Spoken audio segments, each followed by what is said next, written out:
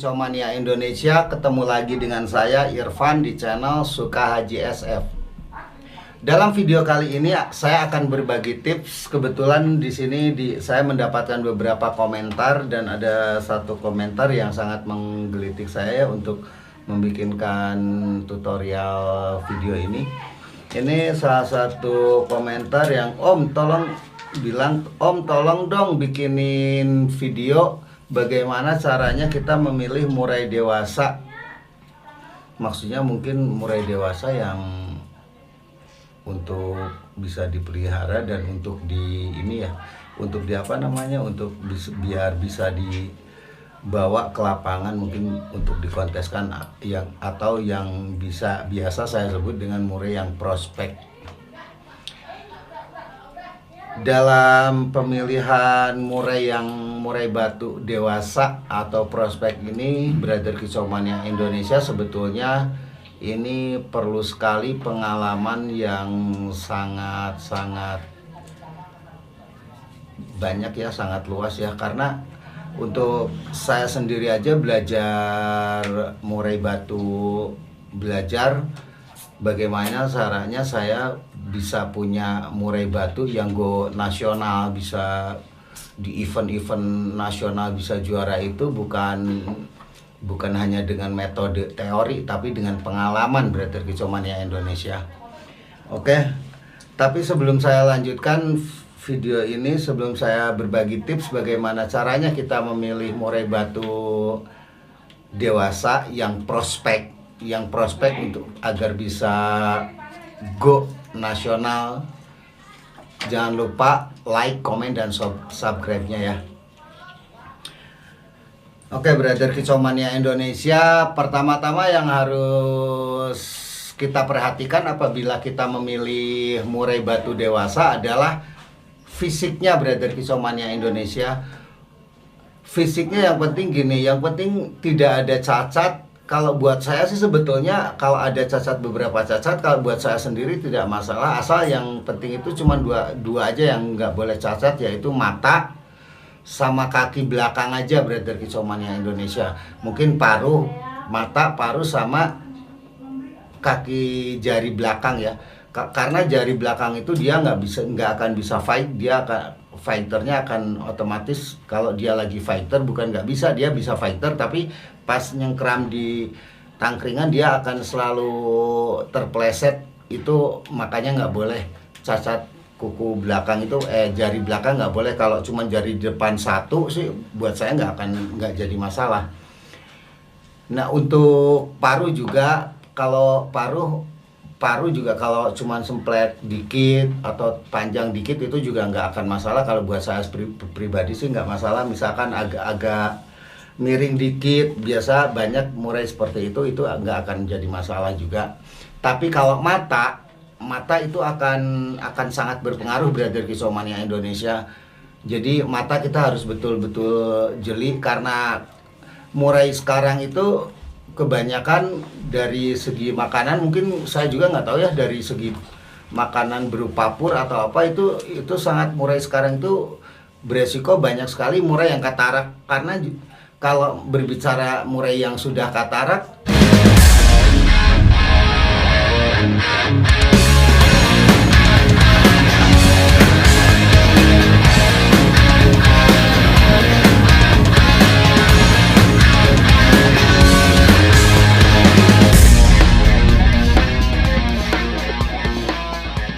jujur aja Brother Kicomania Indonesia, sampai sekarang saya sendiri belum pernah bisa mengobati dan menemukan obat untuk katarak itu.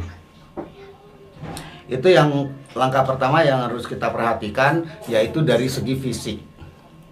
Dan yang kedua, Brother Kicomania Indonesia, ini masih fisik ya. Yang sudah saya terangkan di dalam waktu konten saya yang pertama untuk pemilihan murai trotol. Nah, fisiknya sangat berlaku untuk murai dewasa, yaitu si mulut, si paruh harus agak tebel, lempeng, si kepala harus cepat, leher jangan terlalu panjang, kaki jangan terlalu panjang, dan menurut saya ekor juga berpengaruh. Kalau saya kurang suka dengan ekor yang silang kayak gunting gini, yang terbuka bukan nyilang, yang terbuka. Saya paling bagus karena saya punya beberapa puluh murai yang pernah saya orbitkan menjadi, bukan cuman 1-2 ya, puluhan, mungkin udah ratusan saya mengorbitkan murai itu. Tidak ada yang ekornya buka gini. Biasanya kalau ekornya buka gini, saya itu fighternya dia punya kebiasaan jelek, jadi tidak stabil gitu. Itu yang langkah kedua, tetap dari segi fisik. Kalau yang pertama fisik harus mulus, yang kedua anatomi tubuh. Kalau anatomi tubuh yang barusan saya sebutkan. Yang ketiga, Brother Kicau Mania Indonesia, kalau kita memilih atau kita mencari murai dewasa, ingat yang ketiga ini juga sangat penting sekali, yaitu dari volume. Brother Kicau Mania Indonesia, volume kita harus bermodalkan volume yang tebal dulu, yang keras. Adapun sebetulnya volume tebal itu sih sebetulnya tidak menjamin materi lagunya bagus, tapi minimal kalau dengan volumenya yang sudah keras sekali, yang volumenya banter itu bisa bersaing nantinya. Kalau dia walaupun materi lagunya kurang bagus, kalau nembaknya bagus-bagus dan kedengeran sama telinga juri, itu juga jadi modal utama itu. Dan yang kedua, Brother Kicau Mania Indonesia, dari materi lagu ya. Kalau materi lagu Brother Kicau Mania Indonesia ini, materi lagu ini banyak sekali orang yang tidak paham. Maaf, saya tidak menyebutkan kepada orang yang lebih pintar. Maksud saya yang kepada pemula yang baru tahu, materi lagu itu kan kebanyakan orang cuman denger murai itu apabila lihat murai digantung, kita aduin cililinya panjang, cuman dia satu jalur, dia nggak bawa lagu yang lainnya. Kalau yang disebut materi lagu bagus itu padat, Brother Kicau Mania Indonesia. Dia dari Cililin bisa nyambung, walaupun Cililinnya misalkan nggak panjang, tapi dia bisa nyambung lagi ke Gereja Tarung. Dari Gereja Tarung dia bisa nyambung lagi ke Kenari. Dari suara Kenari dia nyambung lagi ke Cak Jenggot.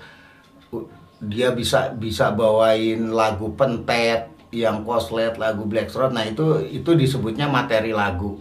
Karena kebanyakan orang yang terpaku kepada senjata, cukup dengan lihat, apalagi di sekarang zamannya sosial media, banyak Facebook yang orang iklan di Facebook atau di media sosial lainnya, ngetek dia ngupload murai yang lagi nembak, padahal kesananya kaku, cuman kukak.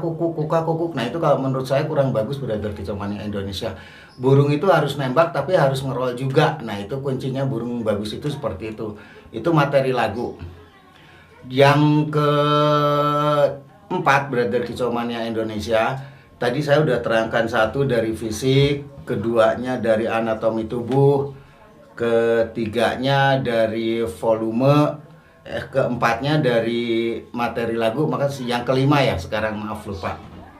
Nah kalau yang kelima ini, Brother Kicau Mania Indonesia, kita coba harus mengetahui apakah burung itu betul-betul bisa kita fighterkan, bisa kita bawa ke kontes atau enggak. Ini agak lumayan rumit, Brother Kicau Mania Indonesia, karena saya sendiri pengalaman seperti yang saya alami dulu beberapa tahun. Saya beli murai itu materi lagunya bagus, volumenya bagus, anatomi tubuhnya bagus, pokoknya nggak ada cacatnya. Tapi ketika kita bawa ke lapangan ternyata zonk, burung tersebut fighternya nggak bagus.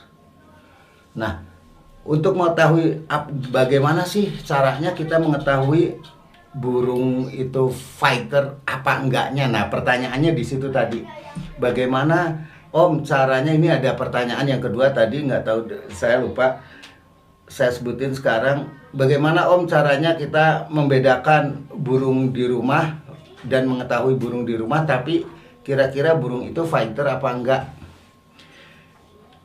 Itu burung untuk mengetahui kita burung itu fighter apa enggaknya, Brother Kicau Mania Indonesia. Ini kalau saya pribadi ya, dan saya akan bagikan pengalaman ini kepada Brother Kicau Mania Indonesia semuanya.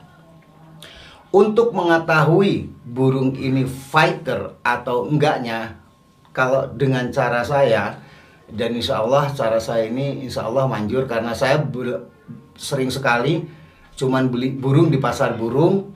Saya hanya lihat, saya trackkan sebentar, kalau menurut saya fighter, alhamdulillah 95% burung yang saya orbitkan itu ternyata fighter semua. Itu pengalaman saya. Caranya bagaimana? Caranya kita aduin, kita track burung itu, kita track aja fighternya, tapi jangan terlalu dekat, Brother Kicau Mania Indonesia. Kita track apakah dia nafsunya bagus, stabil. Nggak usah lama-lama, kalau lama juga nggak ngaruh, kalau kita nggak tahu juga percuma. Cuman cukup hanya 3 menit aja kita track, dia mau nggak tempur.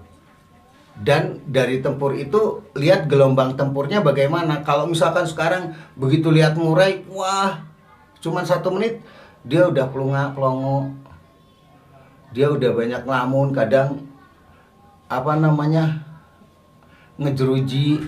kejeruji itu ngelempar-lempar. Nah itu biasanya kurang fighternya, kurang bagus.